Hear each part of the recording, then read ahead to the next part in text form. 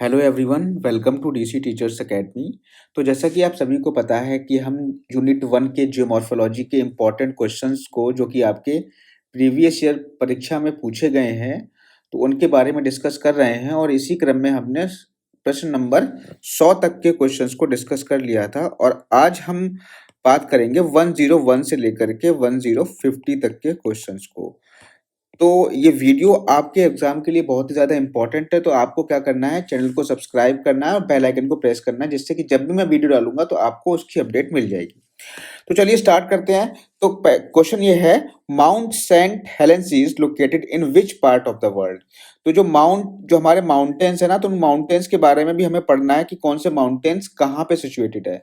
तो mount Saint जहां पर आता है ना, मोस्टली जिसमें सेंट आता है, तो ध्यान रखना वो सारे यूएसए से रिलेटेड होते हैं। मतलब मैक्सिमम जो होते हैं आपके वो यूएसए में ही होंगे। तो माउंट सेंट हेलेंसिस आपका यूएसए में है। ठीक है, आगे हम बात करें, which one of the following is the main source of for a vast reservoir of relatively inert nitrogen in homosphere। तो नाइट्रोजन कहाँ से मिलती है, इनर्ट नाइट्रोजन कहाँ से मिलती है? तो देखो, एसिड रेन से तो नाइट्रोजन मिलेगी नहीं, तो ये गलत हो गया। ग्लोबल वार्मिंग से नाइट्रोजन मिलती नहीं है, क्योंकि मेन जो इसका रीजन होता है वो कार्बन डाइऑक्साइड होती है। फॉसिल फ्यूल बर्निंग से आपके कार्बन कंटेंट आपको मिलता है, नाइट्रोजन नहीं मिलता है। तो ऑप्शन नंबर आपका ए करेक्ट हो जाएगा। अगला क्वेश्चन देखेंगे, there is a close relationship between volcanic activities and plate margins. हाँ, बिल्कुल सही बात है कि जहां पर प्लेट मार्जिन्स होते हैं वहीं पे आपके मैक्सिमम वॉल्केनो देखने को मिलते हैं। ठीक है, वहीं पर आपके अर्थक्वेक भी मिलते हैं। तो ये आपका बिल्कुल करेक्ट है, असर्शन ठीक है। रीजन देखते हैं, because a vast majority of the world volcanoes are associated with the convergent plate boundaries. बिल्कुल सही बात है, क्योंकि जहां पे कन्वर्जिंग प्लेट बाउंड्रीज होती है वहां पे आपको मैक्सिमम वॉल्केनो देखने को मिलेंगे। तो ये दोनों असर्शन रीजन दोनों ही यहाँ पे करेक्ट हैं। अगला क्वेश्चन देखते हैं, असर्शन रीजन का ये भी, Hawaii island is a region of volcanic activity. बिल्कुल सही बात है, अगर आपने वॉल्केनो पढ़े होंगे तो मैंने आपको बताया होगा कि जो हवाई आइलैंड है वो जो है वॉल्केनिक एक्टिविटी का रीजन है। ये कहाँ पड़ता है? ये आपका यूएसए के साइड में पड़ता है। ठीक है, हवाई आइलैंड। अगला रीजन देखते हैं हम, convergent plate margins are sites of volcanic eruptions. बिल्कुल सही बात है, बिकॉज यहाँ पे कन्वर्जेंट होता है प्लेटों का। तो कन्वर्जेंट प्लेट मार्जिन जो होती है वहां पर आपके मैक्सिमम वॉल्केनो मिलते हैं। जैसे आपका पैसिफिक रिंग ऑफ फायर है, ये यहाँ पे जितने भी आपको मिल रहे हैं वॉल्केनोज, वो आपके यहाँ पर कन्वर्जेंट प्लेट बाउंड्री के कारण मिलते हैं। तो ऑप्शन नंबर ए करेक्ट हो जाएगा। फिर देखो, अगला भी असर्शन रीजन का क्वेश्चन है, the island along the mid Atlantic ridge are highly prone to volcanic activity. जो आइलैंड होते हैं मिड अटलांटिक रिज के अलोंग में, वो highly prone to volcanic activity. बिल्कुल सही बात है, जो मिड अटलांटिक के आसपास जो आइलैंड होते हैं वहां पर आपको वॉल्केनिक एक्टिविटी ज्यादा देखने को मिलेगी, क्योंकि वहां से होता क्या है, जो आपका मैग्मा होता है वहां से कंटिन्यू निकलता रहता है। रीजन देखेंगे इसका, रीजन क्या है, because the sea floor spreading is the main cause earthquake in the Atlantic ocean. बिल्कुल सही है, तो यहाँ पर आपका ऑप्शन नंबर ए करेक्ट हो जाएगा। ठीक है, अगला क्वेश्चन है, मोना लोआ इन हवाई इज फेमस फॉर। तो बेसिकली अगर देखा जाए तो मोना लोआ एक तरीके से क्या है, वॉल्केनो है। ठीक है, वॉल्केनो है और ये हवाई रीजन में पाया जाता है, लेकिन काफी टाइम से ये इरप्ट नहीं हुआ है। ठीक है, लेकिन यहाँ पर आपका वॉल्केनो वाला ऑप्शन तो दिया नहीं है। तो यहाँ पर आप देखो, बोटेनिकल गार्डन तो हो नहीं सकता, मॉनिटरिंग सी लेवल है नहीं, मॉनिटरिंग रेनफॉल है नहीं। ये क्या है, continuous monitoring of atmospheric CO2 since 1957। ये बेसिकली फेमस है किसके कारण? Continuous monitoring of atmospheric CO2 के कारण यहाँ पर ये फेमस है। तो ऑप्शन नंबर यहाँ पे डी करेक्ट हो जाएगा। अगला जो क्वेश्चन है, मोना लोआ इन हवाई इज फेमस फॉर। तो बेसिकली देखा जाए तो मोना लोआ एक वॉल्केनो है, और वॉल्केनो किस टाइप का है? हवाईन टाइप का वॉल्केनो है। इसका मतलब ये हुआ कि इसमें जो इरप्शंस होंगे बहुत काम तरीके से होते हैं, बहुत ज़्यादा डिफ्यूजिव टाइप नहीं होते हैं, इफ्यूजिव टाइप होते हैं, मतलब बहुत धीमे तरीके से होते हैं। ठीक है, तो एक पहली बात तो ये वॉल्केनो है, लेकिन वॉल्केनो वाला यहाँ पे ऑप्शन आपका दिया नहीं है। तो यहाँ पर देखा जाए तो ये जो है continuous monitoring of atmosphere CO2, मतलब ये यहाँ पर मॉनिटरिंग की जाती है एटमॉस्फेरिक CO2 की, इसके लिए ये फेमस है मोना लोआ। ठीक है, तो ऑप्शन नंबर डी करेक्ट है यहाँ पे। तो अब देखो, अगला क्वेश्चन है, on Hawaii island volcanic eruption is an effusive type. हाँ, बिल्कुल सही बात है, यहाँ पे वॉल्केनिक इरप्शन जो होगा फ्यूजिव टाइप होगा।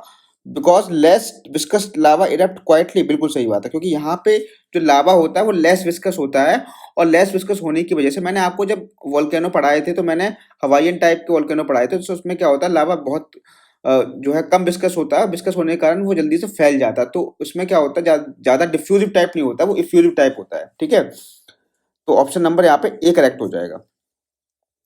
अगला है the island along the mid Atlantic ridge. Mid Atlantic ridge के अलोंग में जो आइलैंड है is an highly prone to volcanic activity. बिल्कुल सही बात है, जो मिड अटलांटिक रिज के पास में जो होंगे एरिया, वहां पे क्या होंगे, वॉल्केनिक एक्टिविटी ज्यादा होगी, because the sea floor spreading is the main cause. बिल्कुल सही बात है, तो ये क्वेश्चन आपका रिपीट हुआ है, तो आप देख रहे हो कि यहाँ पे क्वेश्चन भी आपके रिपीट हुए हैं, ठीक है।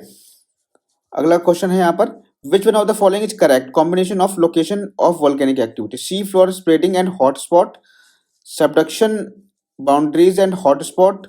तो देखो यहाँ पे करेक्ट पूछ रहा है combination of location of volcanic activity, तो कौन सा करेक्ट कॉम्बिनेशन है, तो यहाँ पे सी फ्लोर स्प्रेडिंग होगी, वहां पर भी आपकी वॉल्केनिक एक्टिविटी होंगी, बिल्कुल सही बात है। सबडक्शन बाउंड्री में यहाँ पे क्या होगी, आपकी वॉल्केनिक एक्टिविटी होगी। Sea floor spreading and subduction boundary में देखो यहाँ पे अगर देखा जाए, इन दोनों ऑप्शन से बेटर जो ऑप्शन आपका ऑप्शन नंबर सी मिल रहा है, अभी तक मिला है, क्योंकि यहाँ पे दोनों चीजें यहाँ पर आ गई, तो ऑप्शन नंबर सी को हम यहाँ पे भी सही मानेंगे। अगला ऑप्शन क्या कह रहा है, sea floor spreading subduction boundaries and hot spot, तो देखो यहाँ पे तीनों चीजें आ गई, तो सबसे बेस्ट ऑप्शन जो होगा ऑप्शन नंबर डी होगा। तो यहाँ पर इस तरीके से ऑप्शन को पढ़ के हमें आंसर देना है, ठीक है। तो यहाँ पे ऑप्शन नंबर डी में आपकी सारी चीजें आ गई, देखो सी फ्लोर स्प्रेडिंग भी आ गया, सबडक्शन बाउंड्री भी आ गई, हॉट स्पॉट भी आ गया, तो ये आपका आंसर यहाँ पे करेक्ट हो जाएगा।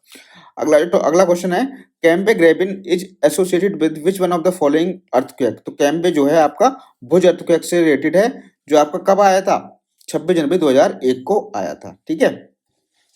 अगला हम बात करें, अब देखो प्लेसेस ऑफ अर्थक्वेक और टेक्टोनिक मूवमेंट। अब देखो ईरान में जो आया था आपका, और मेक्सिको सिटी में अर्थक्वेक आया था, सैन फ्रांसिस्को में आया था, और जावा में आया था। तो आप यहाँ पे क्या करोगे, सबसे पहले देखोगे कि ट्रांसफॉर्म बाउंड्री आपको कहाँ मिलेगी। तो आप यहाँ पर देखोगे जो ट्रांसफॉर्म बाउंड्री है वो आपकी यूएसए में है, यूएसए का जो सैन एंड्रियास फोल्ड वाला रीजन है, और सैन फ्रांसिस्को भी यूएसए का एक पार्ट है, तो यहाँ से सैन फ्रांसिस्को से ट्रांसफॉर्म बाउंड्री तो आप लगा ही दोगे। तो आप देखोगे कि सी का दूसरा किस में है, तो सी का दूसरा आपका, एक तो आपका दूसरे में और तीसरे में, तो ये वाला तो हट गया और एक ये वाला हट गया, आपके ऑप्शन क्या बचे, ऑप्शन नंबर 2 और 3 बचा। और देखो डी का तीसरा दे ही रखा है, तो डी का तीसरा आप लगा ही दोगे, जावा हो जाएगा अंडर सी सबडक्शन, तो डी का तीसरा हो गया और सी का दूसरा हो गया। अब देखो को आपको बस ईरान और मेक्सिको सिटी में पहचानना है, तो आप देखो ईरान और जो मेक्सिको सिटी है वो आपकी कहाँ पे है, तो देखो आपका मेक्सिको सिटी जो है आपका सबडक्शन जोन के कारण यहाँ पे भूकंप आया था। मेक्सिको सिटी जो होगी वहां पर किसके कारण आया था, ये कहाँ पड़ती है मेक्सिको सिटी, ये आपकी नॉर्थ जो अमेरिका है वहां पर आपकी पड़ती है नीचे की तरफ। और ईरान में जो भूकंप आया था वो ब्लाइंड फॉल्ट के कारण आया था, तो ऑप्शन नंबर यहाँ पे बी करेक्ट हो जाएगा। तो अगर आपको इनकी जगह भी पता है ना, तो भी आप यहाँ से निकाल सकते हो इसका आंसर। अगला जो क्वेश्चन है, which one of the following earthquake waves are more destructive at the epicentre. तो एपिसेंटर कहाँ पे होता है, अर्थ पे होता है। मैंने जब आपको पढ़ाया था अर्थक्वेक का वीडियो, आपको जरूर देखना चाहिए, मेरी प्लेलिस्ट बनी हुई है ज्योग्राफी की, वहां पे जाकर के आप देखोगे तो आपको वहां पे अर्थक्वेक का वीडियो मिल जाएगा। तो मैंने आपको एपिसेंटर क्या होता है, फोकस क्या होता है, वेव्स क्या होती हैं, सारी चीजें मैंने आपको बताई हैं। और उसमें भी आपकी देखो, मैंने आपको 2 टाइप की वेव बताई थी, एक तो होती है सरफेस वेव, एक होती है बॉडी वेव्स। तो बॉडी वेव्स क्या होती हैं आपकी, जो बॉडी वेव जो होती है वो आपकी प्राइमरी और आपकी सेकेंडरी वेव्स होती हैं, ये इसको हम ट्रांसफर वेव्स कहते हैं। और एक होती है सरफेस वेव जो आपकी इनको रिले वेव्स भी कहते हैं और लव वेव्स भी कहते हैं। तो यहाँ पे जो सबसे ज्यादा खतरनाक वेव्स जो होती हैं, सबसे ज्यादा डिस्ट्रक्शन जो करती हैं, वो आपकी एल वेव्स करती हैं। तो यहाँ पे ऑप्शन नंबर डी करेक्ट हो जाएगा, एल वेव्स इसका आंसर हो जाएगा। ये मैंने आपको पढ़ाया भी है, क्योंकि इनका जो कह सकते हो ये जो है आपकी अर्थ पे पहुंचने के बाद में शेयर तरीके से मूव करती है, शेयरिंग करती हैं, ठीक है, इस तरीके से मूव करती हैं। इनकी जो आवृत्ति हो, इनकी जो तरंग दैर्ध्य होती है वो बहुत ज्यादा होती है, ठीक है, ये चीज आपको ध्यान रखना है। देखिए अगला जो क्वेश्चन है, ये मैंने आपको पढ़ाया है, बहुत डिटेल में पढ़ाया है, आप जाकर के वीडियो देखिए, अर्थक्वेक का वीडियो जब आप देखोगे तो आपको सारे टॉपिक मैंने पॉइंट टू पॉइंट पढ़ाए हुए हैं, तो आपको वहां पे मिल जाएगा।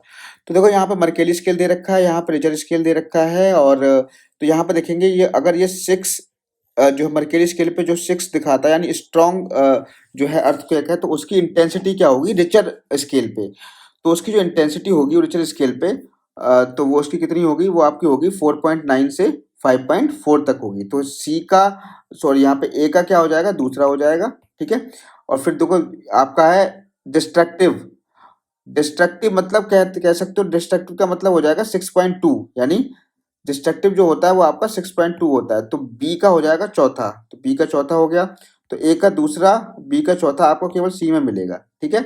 बाकी जो कैटास्ट्रॉफिक होता है उसको सबसे ज़्यादा होता है, तो वो आपका बन जाएगा 8.1 पे। और डिस्टेरियस जो होता है वो आपका कितना हो जाएगा, वो आपका हो जाएगा 7 से 7.3। तो ये चीज़ आपको ध्यान रखनी है। और यहाँ पर आपको दे रखा है, ये सारा मैंने आपको पढ़ा भी रखा है, यहाँ से आप इनको लर्न कर सकते हो। और मैंने अपने वीडियो में भी आपको पढ़ाया हुआ है। ये इंपॉर्टेंट क्वेश्चन है, ये आपका क्वेश्चन बन सकता है, अगेन बन सकता है, ठीक है। अगला जो क्वेश्चन है, आप देख रहे हो कि जियोमॉर्फिक हजार्ड दे रखे हैं और एरिया ऑफ अकरेंस दे रखा है। तो सबसे पहले हम बात करेंगे फॉल्टिंग। तो फॉल्टिंग के कारण जो गुजरात का जो अर्थक्वेक था वो मेनली फॉल्टिंग के कारण था। इसके अलावा हम बात करें तो ए का यहाँ पे हो जाएगा थर्ड, ठीक है। और वल्केनिसिटी की बात करें तो क्राकातोआ, क्राकातोआ एक वोल्केनो है, ठीक है। तो वल्केनिसिटी मतलब बी का हो जाएगा आपका फर्स्ट। और हाइड्रोस्टेटिक प्रेशर जो है ग्रीस में जो आया था भूकंप, वो हाइड्रोस्टेटिक प्रेशर के कारण, तो सी का हो जाएगा सेकंड। और प्लेट टेक्टोनिक का जो था वो कैलिफोर्निया का, तो डी का हो जाएगा आपका फोर्थ। तो यहाँ पे देखो ए का थर्ड, ए का थर्ड दिख रहा है, बी का पहला, सी का दूसरा, डी का फोर्थ। तो यहाँ पर आपको कोई भी ऑप्शन इस तरीके का नहीं दिख रहा होगा। ए का थर्ड, बी का फर्स्ट। तो यहाँ पर आप देखो, यहाँ पे ना ये ऑप्शन हो सकता है मिसप्रिंट हो गए हो उस बुक में, ठीक है। लेकिन यहाँ पे जो आपका राइट आंसर है ना वो यही है कि ए का जो आपका होगा थर्ड होगा, क्योंकि जो गुजरात अर्थक्वेक है वो फॉल्टिंग के कारण आया था। बी का पहला होगा क्योंकि क्राकातोआ वोल्केनो है, तो वोल्केसिटी हो जाएगा। सी का आपका सेकंड होगा क्योंकि ग्रीस जो भूकंप था वो हाइड्रोस्टेटिक प्रेशर के कारण आया था। प्लेट मूवमेंट जो होगा आपका कैलिफोर्निया जो एनटीएस फॉल्ट है ना, वहाँ उसी के कारण यहाँ पे आपका भूकंप आया था। तो यहाँ पर आपका कोई ऑप्शन नहीं दिया। हो सकता है कि यहाँ पे जब उन्होंने टाइप किया हो तो गलती हो गई हो। फिलहाल इसका हम एक्सप्लेनेशन देख लेते हैं। तो आप यहाँ पे देख सकते हो, earthquake of California USA is an example of tectonic earthquake, ठीक है। तो यहाँ पर जो यूएसए का जो कैलिफोर्निया का जो अर्थक्वेक था वो टेक्टोनिक प्लेट के कारण था। ग्रीस का जो था वो आपका हाइड्रोस्टेटिक अर्थक्वेक के कारण था। और यहाँ पर आपका जो गुजरात का था, गुजरात का मेनली फॉल्टिंग के कारण था। तो यहाँ पर आपके ये ऑप्शन ये गलत दे रखे हैं, तो ये चीज आपको ध्यान रखना है। Drowned glaciated valleys in high latitude are regions are known as drowned glaciated valleys, मतलब जो आपकी ग्लेशिएटेड वैलीज हैं जो डूबी हुई हैं in high latitude regions are known as ocean trenches, submarine ridges, fjords या आपके सबमरीन कैनियन। यहाँ पे इसको उनको हम क्या कहते हैं, फ्योर्ड्स कहते हैं, ठीक है। ये मैंने पढ़ाया हुआ है आपको। Indian meteorological department has divided India into how many seismic zones. तो जो है इन्होंने 5 सीज्मिक जोन्स में डिवाइड किया है। अगला जो क्वेश्चन है, which one of the following earthquake waves are most destructive. तो मैं आपको बता चुका हूं कि यहाँ पे जो राइट आंसर आपका होगा एल वेव्स। तो यहाँ पे ए ऑप्शन यहाँ पे गलत दे रखा है, एल वेव्स इसका राइट आंसर है, ठीक है। अगला क्वेश्चन है, Hawaii island is a site of volcanic eruption. बिल्कुल सही बात है, because convergent plate margin are the sites of volcanic eruption. बिल्कुल यहाँ पे ऑप्शन नंबर ए करेक्ट होगा। ये भी आपका ऑप्शन गलत दे रखा है। जो जो आपका गलत है ना वो मैं आपको सही करवाता जा रहा हूँ, ठीक है। अगला क्वेश्चन है, what is the point of origin of an earthquake is called. तो यहाँ पे जो इसका देखो अर्थक्वेक का ओरिजिन जो होता है, जैसे मान लो ये आपकी अर्थ है, लिथोस्फीयर है, लिथोस्फीयर के अंदर जो होता है वहां पर होता है फोकस, और यहीं से होता है ओरिजिन, ठीक है। और जो सरफेस पे जो पॉइंट होता है उसको हम कहते हैं एपिसेंटर, जस्ट इसके अबव होता है एपिसेंटर, फोकस के जस्ट ऊपर, ठीक है। सरफेस पे होता है लेकिन एपिसेंटर, तो यहाँ पे एपिसेंटर तो हो नहीं सकता क्योंकि ओरिजिन जो होता है जिस पॉइंट से होता है उसको हम फोकस कहते हैं, ठीक है। तो सीस्मिक फोकस का राइट आंसर हो जाएगा।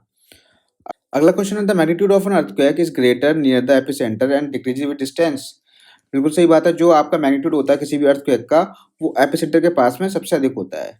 Because the energy released by an earthquake can be established from its magnitude. बिल्कुल सही बात है, यहाँ पे जितना ज़्यादा मैग्नीट्यूड होगा उतनी ही ज़्यादा एनर्जी निकलेगी, किससे, अर्थक्वेक से। तो यहाँ पर आपका ऑप्शन नंबर ए करेक्ट हो जाएगा। तो इसके बारे में समझना है ना, तो सब मैंने समझाया आपका अर्थक्वेक वाले वीडियो में, आप जाके चेक कर सकते हो। अगला है स्लोप। तो देखो स्लोप भी मैंने आपको पढ़ा दिया है। Hydraulic slope theory is given by, इसके द्वारा आर ई हार्टन के द्वारा दी गई थी। अगला है स्लोप रिप्लेसमेंट प्रोपाउंडेड बाई पैंक, ठीक है। ये तो डायरेक्टली क्वेश्चन मैंने आपको पढ़ाया हुआ है और इन्होंने पैरेलल रिट्रीट ऑफ स्लोप का भी कंसेप्ट उन्होंने दिया था। ठीक है, ये सब पढ़ाया मैंने।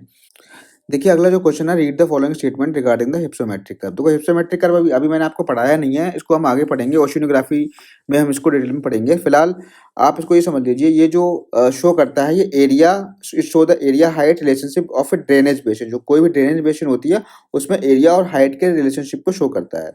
ठीक है, और इसके अलावा it is the simplest way to characterise the shape of a hypsometric curve for any drainage basin, it is to calculate hypsometric integral. तो यहाँ पे आपका ऑप्शन नंबर ए और डी करेक्ट होगा। ठीक है, अब ये क्या होता है इसके बारे में हम यहाँ पे क्वेश्चन इन्होंने दे दिया है, लेकिन ये हमारा अभी इसके बारे में सोचना नहीं ज्यादा। ठीक है, इसको हम डिटेल में पढ़ेंगे ओशिनोग्राफी में, तो इसको अभी हम थोड़ा छोड़ करके आगे बढ़ जाते हैं।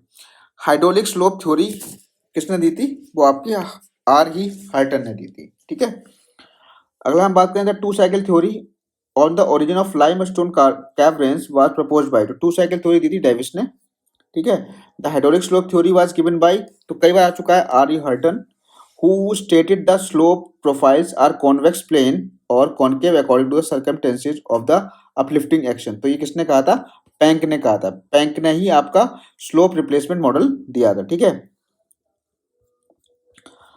अगला क्वेश्चन देखें, identify the correct sequence of terminology used for denoting different parts along a sloping ground from top to bottom. तो यहाँ पे तो सबसे पहले जो होता है वो आपका वैक्सिंग स्लोप होता है, यानी सबसे पहले कॉन्वेक्स होगा, फिर आपका फ्री फेस होगा, फिर आपका डेब्रिज स्लोप होगा, फिर आपका वेनिंग स्लोप होगा। तो ये चीज ध्यान रखना, सबसे पहले वैक्सिंग होगा, वैक्सिंग मतलब पहले आ जाएगा आपका थर्ड, थर्ड के बाद आ जाएगा आपका फ्री फेस, यानी थर्ड के बाद आ जाएगा चौथा, फिर आपका आ जाएगा डेब्रिज स्लोप मतलब पहला, फिर आपका आ जाएगा सेकंड वेनिंग स्लोप। ठीक है, और इसको वैक्सिंग को हम कॉन्वेक्स भी कहते हैं और वेनिंग को हम कॉनकेव भी कहते हैं, ये आपको ध्यान रखना है। ठीक है, तो आपका ऑप्शन नंबर यहाँ पे क्या करेक्ट होगा? तीसरा चौथा पहला दूसरा, तीसरा चौथा पहला दूसरा। तो तीसरा चौथा पहला दूसरा कहाँ पर है? ऑप्शन नंबर डी में है। ठीक है, आगे बढ़ जाते हैं। तो यहाँ पर देख सकते हो, सबसे पहले देखो यहाँ पे क्या कॉन्वेक्स है, फिर फ्री फेस है, फिर आपका डेब्रिज स्लोप है, फिर आपका कॉनकेव स्लोप हो गया है। अगला देखिए, the slope replacement model given by Penck, ये आपको ध्यान रखना, पैरेलल रिट्रीट और स्लोप रिप्लेसमेंट मॉडल आपका पैंक ने दिया है। लेटरल प्लेनेशन थ्योरी गिलबर्ट, ये हम पहले से पढ़ते हुए आ रहे हैं। ठीक है, who stated that slope profiles are convex plane और कॉनकेव अकॉर्डिंग टू सर्कमस्टेंसेस, ये हमने भी पढ़ा था, तो ये पैंक ने दिया था, ये रिपीट हुआ है question. Who calculated the slope based on the following formula. तो ध्यान रखना, अगर इस तरीके का फॉर्मूला आ जाए टेन टेन वाला, ठीक है, तो ये आपका जो होगा इसको रट लेना, वेंटवर्थ ने दिया है। किसने दिया? सी के वेंटवर्थ ने दिया है। तो 10 is directly proportional to number of contours per mile into contour interval upon 3361, इसको रट लेना है, वेंटवर्थ ने दिया है। ठीक है, आगे हम बात करें, the velocity of moving ice increases with steepness of slope of the area and thickness of glacial ice. बिल्कुल सही बात है, जो मूविंग आइस की जो वेलोसिटी होती है वो बढ़ती जाती है। अगर आपका स्लोप कैसा है? स्टीपनेस है, बहुत ज्यादा स्टीप है, ठीक है, तो उसकी वेलोसिटी बढ़ेगी। Because the velocity decreases to the sides owing to lesser depth of ice friction against the valley wall and the bottom floor. अब जैसे होगा कि जैसे ही वो आपका नीचे की तरफ जाएगी, अगर स्लोप आपका बिल्कुल कम होता हुआ जा रहा है तो वहां पे उसकी वेलोसिटी क्या हो जाएगी? डिक्रीज हो जाएगी। ठीक है, तो ऑप्शन नंबर यहाँ पर बोथ ए एंड आर जो है करेक्ट है, and R is the correct explanation है किसका? ए का। ठीक है, आगे हम बढ़े, the slope declining model was proposed by, slope declining जो मॉडल है वो आपका किसने दिया है? डब्ल्यू एम डेविस ने दिया। स्लोप रिप्लेसमेंट आपका पैंक ने दिया है, या पैरेलल रिट्रीट आपका पैंक ने दिया है, लेकिन स्लोप डिक्लाइनिंग मॉडल जो दिया है वो डब्ल्यू एम डेविस ने दिया है। द स्लोप रिप्लेसमेंट मॉडल किसने दिया है? मैंने आपको अभी बताया था, पैंक ने दिया है। ठीक है, अगला जो क्वेश्चन है, which one of the following statement is correct. तो denudation involves weathering, mass wasting and erosion. बिल्कुल सही बात है, डेनुडेशन में सब चीज़ आ जाती हैं आपकी, मास वेस्टिंग भी आ जाती है, इरोजन आता है, वेदरिंग आती है, ट्रांसपोर्टेशन भी आ जाता है। ठीक है, तो ऑप्शन नंबर ए तो यहाँ पे करेक्ट हो गया। Physical weathering and mechanical weathering process differ only in scale, ये आपका गलत है। फिजिकल वेदरिंग और मैकेनिकल वेदरिंग जो है प्रोसेस कहीं ना कहीं एक ही होते हैं। ठीक है, तो यहाँ पर बी गलत है, तो बी गलत मतलब ये भी गलत हो गया, ये भी गलत हो गया। ठीक है, अब आप देखो, in dry climate salt crystal growth and weathering to the formation of distinct hollowed out near to the basis of sandstone cliff. तो यहाँ पे क्या होता है, ड्राई क्लाइमेट में जो साल्ट क्रिस्टल होते हैं वो ग्रो कर जाते हैं, ठीक है, मतलब जम जाते हैं तो ग्रो करते हैं, तो इससे क्या होती है, वेदरिंग होती है। ये आपका बिल्कुल सही है। Exfoliation occurs when temperature changes. Exfoliation जो होता है टेम्परेचर से अकर नहीं होता है, वो आपका प्रेशर के द्वारा होता है, ठीक है। तो ऑप्शन नंबर यहाँ पर ए एंड सी करेक्ट हो जाएंगे, तो ऑप्शन नंबर 2 करेक्ट है। अगला क्वेश्चन है, in the process of erosion the removal of materials by the solution, by solution मतलब सॉल्यूशन किस में होता है, सॉल्यूशन होगा आपका कोरोजन में, ठीक है। तो ऑप्शन नंबर यहाँ पे सी करेक्ट हो जाएगा। इस सब मैंने आपको पढ़ा रखा है। Which one of the following group of scholars stressed on the role of lateral erosion by streams in the formation of pediments? तो ये ध्यान रखना, आपके पैग, ब्लैकवेल्डर एंड जॉनसन थे। तो इन्होंने किस पर जोर दिया था, रोल ऑफ लेटरल इरोजन पर जोर दिया था बाय स्ट्रीम्स। जो स्ट्रीम जो करती हैं वो लेटरल इरोजन ज़्यादा करती हैं।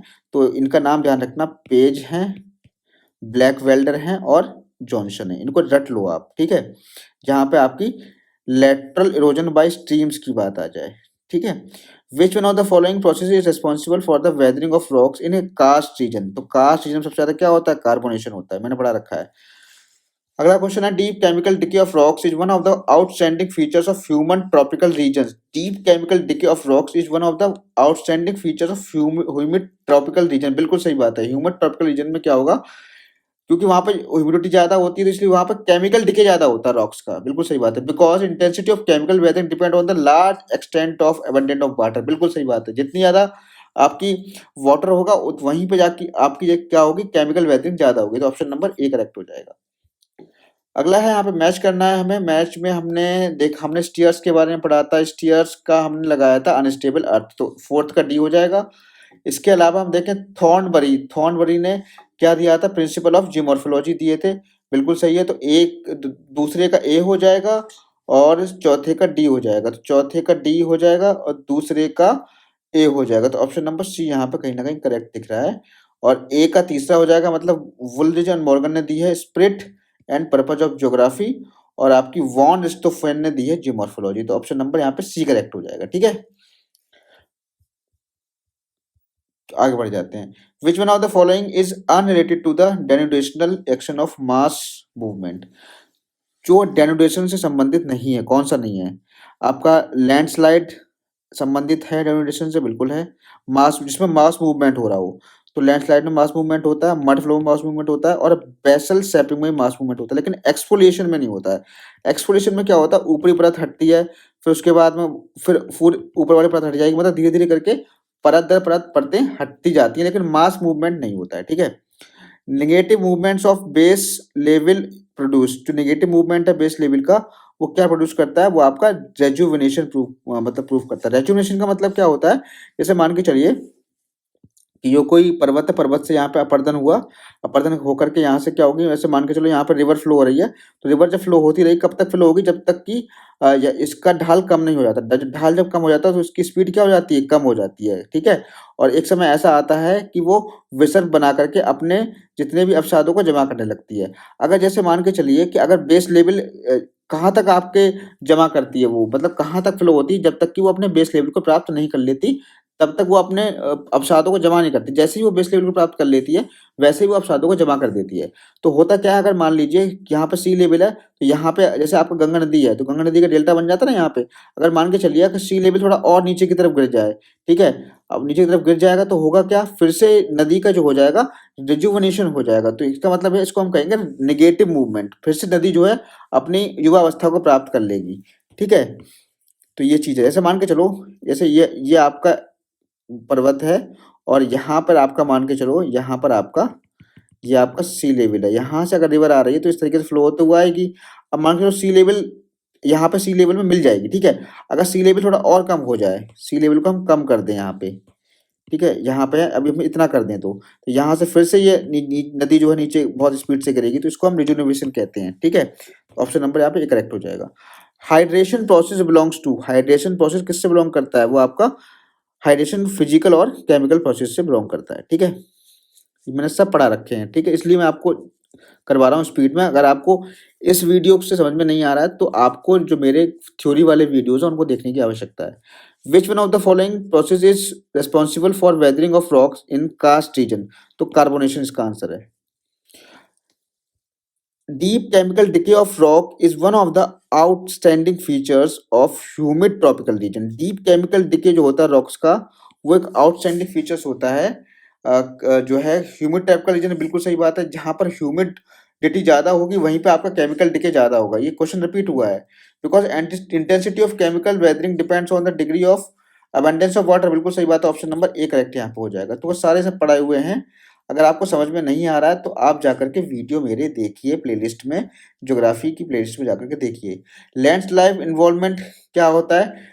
Down slope movement of individual rocks block. नहीं, ये आप गलत, इंडिविजुअल तो होएगा नहीं।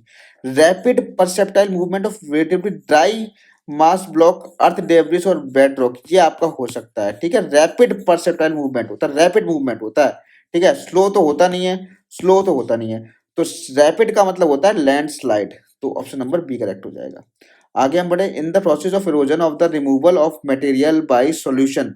सॉल्यूशन से जो हो रहा है उसको हम करोजन कहते हैं। ये भी आपका रिपीटेड क्वेश्चन है। Chemical weathering is more effective than mechanical in which region? जहां पर आपका कूल टेम्परेट रीजन होगा। ठीक है, क्योंकि वहां पे आपकी ह्यूमिडिटी ज्यादा पाई जाएगी। ठीक, all those process which tend to bring the surface of the lithosphere to a common level are collectively known as, इसको हम ग्रेडेशन कहते हैं। ठीक है, ग्रेडेशन का मतलब होता है डेनुडेशन, मतलब इरोजन करना। तो जितने भी प्रोसेस होते हैं वो फाइनली जो है लिथोस्फीयर के कॉमन लेवल पे आ जाते हैं। वो किसके द्वारा आते हैं? वो ग्रेडेशन के द्वारा आते हैं। ठीक है, और ग्रेडेशन जो एजेंट होते हैं वो आपके रनिंग वाटर है, विंड है, ग्लेशियर है, वेव्स हैं, ये सब आपके ग्रेडेशन एजेंट होते हैं। तो यहाँ पे हमने 150 क्वेश्चन कर लिए। जो चीजें आपको समझ में नहीं आई है तो वो आपको तब समझ में आएंगी जब आप जाकर के हमारे वीडियो प्लेलिस्ट पे, जो प्लेलिस्ट बनी हुई है ज्योग्राफी के नाम से, वहां पर सारे वीडियो देखोगे तो आपको सारे कंसेप्ट क्लियर होंगे। ठीक है, तो आज की वीडियो में सिर्फ इतना ही। फिर अगले वीडियो में हम अब बात करेंगे 151 से लेकर के 200 तक के क्वेश्चन की। ठीक है, तो मिलते हैं नेक्स्ट वीडियो में। Thank you, have a nice day.